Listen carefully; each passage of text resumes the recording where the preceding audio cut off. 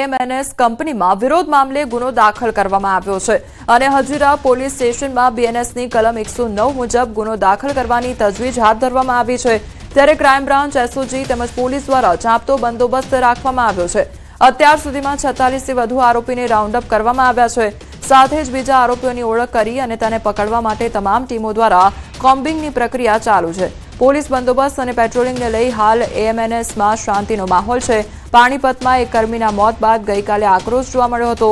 કર્મચારીઓએ કામ બંધ કરી હોબાળો મચાવ્યો હતો, સાથે જ તોડફોડ પણ કરી હતી તો વિવિધ માંગ સાથે કામથી અળગા રહ્યા હતા। મામલો કાબુ બહાર જતા પોલીસે 40 ટીયર ગેસ છોડ્યા હતા, સાથે જ 4 રાઉન્ડ ફાયરિંગ પણ કરવામાં આવ્યું હતું।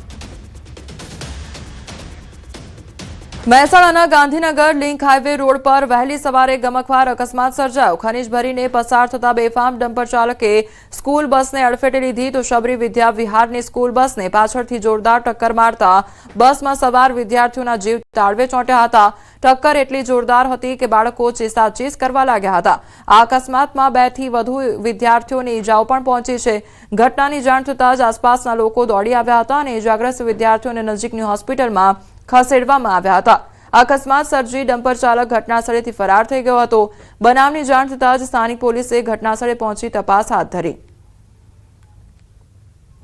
હું સ્કૂલ બસ અહીંયાથી લઈને આવતો હતો, આમ પાછળ ટર્બાવાળે પાછળથી આવીને ઠોક્યું ગયા બસને। ટર્બાવાળો બહુ સ્પીડમાં હતો, મારી બસ સ્પીડ નોર્મલ હતી, એની ગાડી ભરેલી આખી ફૂલ ગાડી હતી। મેં એ બ્રેક મારી પણ એની બ્રેક નહીં આવી અને પાછળ જેવું ઠોક્યું, મારી ગાડી આખી રોંગ સાઈડ આવી ગઈ હતી। ખેડા જિલ્લા પંચાયતની સ્થાનિક સ્વરાજ્યની ચૂંટણીને લઈ તડામાર તૈયારીઓ શરૂ કરવામાં આવી છે। રાજ્ય ચૂંટણી આયોગે ખેડા જિલ્લા પંચાયતની ચૂંટણી માટે મતદાર મંડળોની રચનાનો પ્રાથમિક આદેશ જાહેર કર્યો છે। કુલ 42 બેઠકો માટે નવું સીમાંકન અને અનામત બેઠકોની ફાળવણી જાહેર કરી છે। કઠલાલ, કાપડવંજ તેમજ ઠાસરા, નડિયાદ અને ફાગવેલ તાલુકા પંચાયતો માટે પણ પ્રાથમિક આદેશ પ્રસિદ્ધ થયો છે।